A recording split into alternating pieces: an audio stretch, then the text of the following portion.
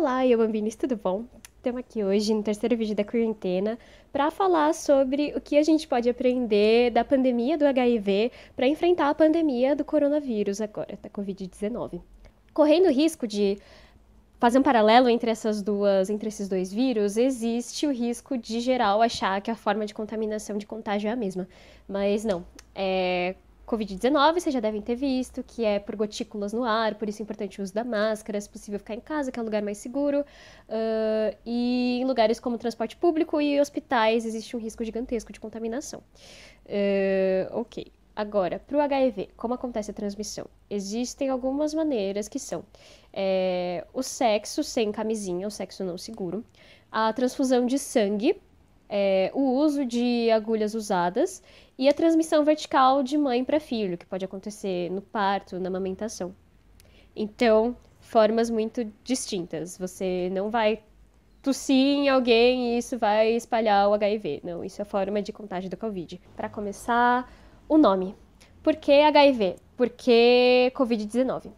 Existe na Organização Mundial da Saúde uma equipe de profissionais que vai ser responsável por dar o nome para essas doenças, para esses vírus.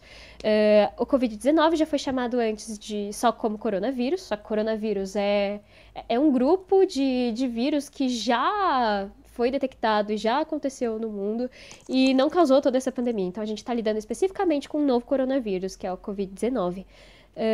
E por que dar esses nomes? Eles precisam ser difundidos e serem usados, porque senão a gente cai nesse lugar que, sei lá, o Trump vai chamar de vírus chinês.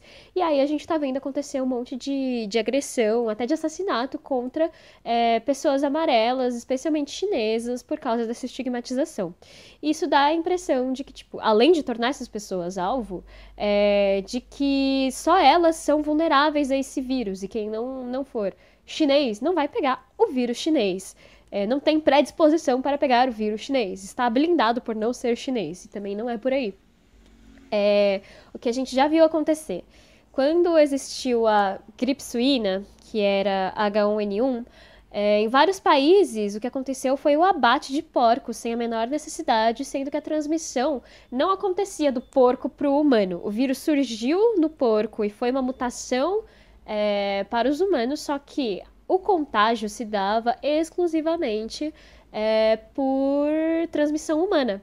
Então existiu esse abate de animais, como também já abateram chimpanzés, como já abateram aves. E a importância de se dar esse nome é evitar esses abates desnecessários, colocar esses alvos em cima de grupos étnicos ou religiosos e também evitar sanções em viagens, em circulação de grupos que podem também se tornar alvo por causa desses nomes. Por exemplo, a gripe respiratória do Oriente Médio. E isso foi uma barreira para várias pessoas marrons conseguirem circular pelo mundo. Porque isso se colocava elas como esse alvo da gripe do Oriente Médio, da crise respiratória do Oriente Médio. E por isso é importante a gente aderir a esses nomes que são os técnicos, que são os não estigmatizantes. Covid-19, você não identifica nenhum alvo. Então é muito importante chamar de Covid-19, não de vírus chinês. Por exemplo, o HIV, que quando estourou aqui no Brasil na década de 80, foi chamado por várias pessoas de peste gay, de castigo divino dos deuses contra os pecadores homossexuais. Então, peste gay era o auge da homofobia, da LGBTfobia que acontecia na época e parecia blindar os cis e heterossexuais da HIV, o que não era verdade. Então, nomes são importantes, então foco no HIV, e HIV é o vírus. AIDS é a doença da qual evolui o HIV, é completamente evitável hoje em dia, porque tem tratamento gratuito e uma campanha de prevenção nacional. Então, na medicina, muitos médicos formados naquela época, eles eram instruídos a identificar os grupos de risco para contrair a AIDS, que na verdade era o HIV, mas naquela época era tudo aidético, que eram chamados 5Hs. Os homossexuais, os hemofílicos, que eram as pessoas que precisavam de transfusão de sangue, os haitianos, que já demonstram uma tremenda antinegritude e um racismo. Os usuários de heroína e, em inglês, os hookers, que eram os profissionais do sexo. Então, essas 5 categorias eram as categorias de risco: homossexuais, haitianos, hemofílicos, usuários de heroína e profissionais do sexo. Então, isso já é de uma demonstração tremenda de colocar um alvo em cima dessas pessoas, sendo que hoje em dia a gente sabe que está todo mundo sujeito a HIV. Uma seringa contaminada, um parto de mãe para filho, um sexo sem camisinha, sem preservativo, é o que pode contaminar qualquer pessoa com HIV. Então, esses chamados grupos de risco, que eram as pessoas que iam contrair HIV naquela época, foi um momento muito problemático da medicina, que não conseguiu tratar todas as pessoas que estavam sujeitas. O que acontecia também, além dessa estigmatização? Na época da epidemia dos anos 80 no Brasil, tinha essa divisão entre as pessoas: coitada, que pena, ela pegou HIV, ela é só uma vítima inocente, que eram, sei lá, as crianças hemofílicas que precisavam de transfusão de sangue e acabavam contraindo HIV por isso, versus as pessoas que mereciam pegar o HIV, que eram profissionais do sexo, que eram homossexuais. Então, essa divisão da categoria de inocentes pessoas e subcidadãos que eram responsáveis pela própria doença, que não era responsabilidade do governo, porque eles que escolheram se colocar nessa situação, é uma coisa que a gente vai ver reverberar até hoje. Existe uma pesquisa que quantificou como anda a transmissão da HIV agora. Então, você tem LGBTs brancos que contraem o HIV, que estão com vírus, que conseguem se informar, que conseguem fazer todo o tratamento, e aí o HIV nunca evolui para a doença, que é a AIDS. São pessoas que contraem o HIV, mas que não chegam a desenvolver a AIDS e conseguem se tornar indetectáveis. E se você não tem uma quantidade detectável no seu sangue de HIV, você se torna, portanto, intransmissível. Então, existe essa informação, essa conscientização e esse acesso ao tratamento, versus os jovens LGBT negros que acabam adquirindo o HIV, mas não têm o acesso à informação, à conscientização, e assim o HIV acaba evoluindo para a AIDS, o que torna a taxa de mortalidade de HIV/AIDS para os jovens LGBT negros muito mais alta do que para os jovens LGBTs brancos. O vírus, ele não escolhe raça, classe, gênero, mas a mortandade dele é muito específica para os grupos que já, historicamente, não têm acesso à saúde, à informação e a programas e a preocupação e a estar no planejamento do governo.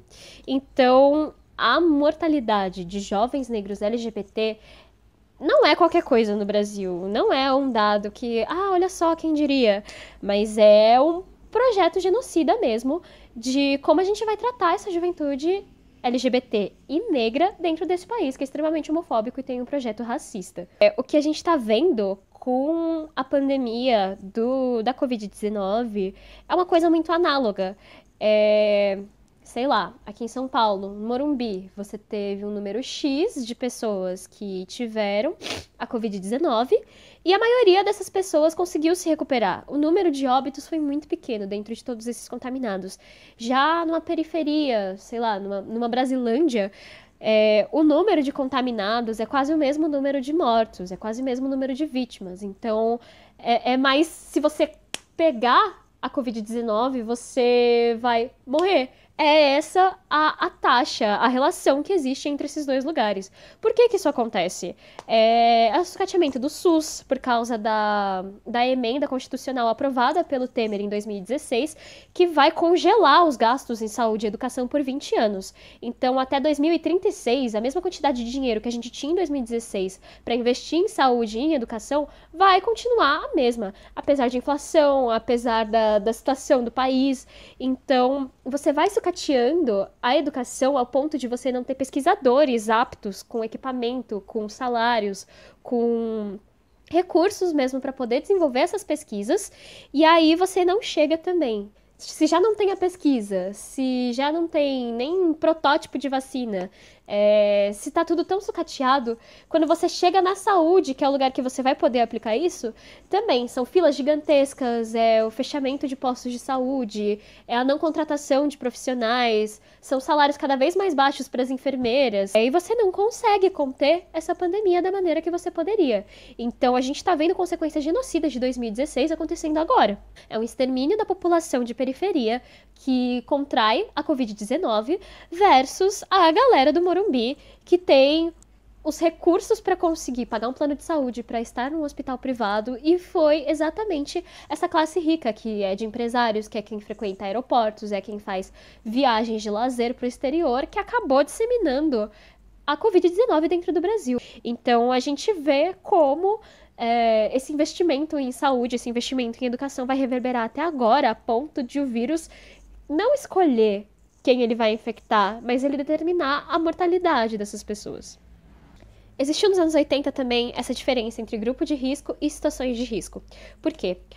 Grupos de risco era o que focava em, sei lá, aqueles 5H são as pessoas grupo de risco, então eles com certeza vão se contaminar. Isso é uma doença de gay. Quando na verdade o que acontece são situações de risco.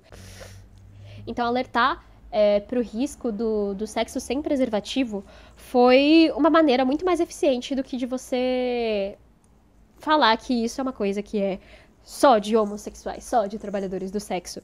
Porque o que aconteceu foi pessoas, famílias heterossexuais, elas estavam contraindo HIV. E aí foi quando o governo virou e falou, bom, tá atingindo gente que a gente não queria, que não são os gays. Então, como lidar com essa família heterossexual? Porque isso foi transmitido. E aí se teve também essa importância da situação de risco. Se existe o sexo sem preservativo, existe a chance de contrair o HIV. Então, mudar para situações de risco foi uma maneira de englobar toda a população para a conscientização do HIV, mais do que só tornar a população LGBT como esse alvo. E eu acho que isso vale para a Covid também, quando você pensa que, mas o grupo de risco são só velhinhos e pessoas com diabetes, pressão alta e problemas cardíacos. Se você é uma pessoa que tá andando sem máscara e mete a mãozona no olho, dá aquela fungada no nariz, no meio de um ônibus que tem as janelas fechadas porque agora tá frio, porra! Então, é uma situação de risco. E aí, essa importância da gente alertar para situações de risco. Porque a gente vê que tem jovens morrendo com a evolução da Covid-19. Então, o bagulho de grupo de risco, ele cai quando você entende quais são as situações de risco. Se você tá numa área perto do hospital, ali o contágio é muito mais alto do que se você estiver dentro da sua casa. Então, entender a situação de risco é uma maneira de você conseguir proteger melhor a população. E por último, sobre o tratamento, depois de anos de pesquisa, o Brasil se tornou referência no tratamento do HIV. E a gente vê o Bolsonaro fazendo de tudo possível para destruir essa referência que é o Brasil no tratamento da HIV. Então, o Brasil gasta demais com aidéticos, que é uma palavra que não se usa nem fudendo, porque é tremendamente sorofóbica. Então, assim, existe ainda essa função do governo de querer exterminar a população LGBT, de querer tirar o deles da reta para fazer esse tratamento que é direito de todo cidadão. Bolsonaro também tornou o Brasil essa grande chacota mundial que é o Brasil e a Covid-19, que é esse presidente, sabe, genocida, que vai virar e falar que é só uma gripezinha. E daí o que eu tenho a ver com isso? É um assunto muito extenso, então não dá pra eu tratar tudo aqui. Ele vai ficar dividido em duas partes e eu vou pegar as propostas da UNAIDS sobre como medidas tomadas ou aprendidas com a crise do HIV podem ser colocadas em prática para a Covid-19. Então, é isso. Este é o vídeo de hoje, dessa semana.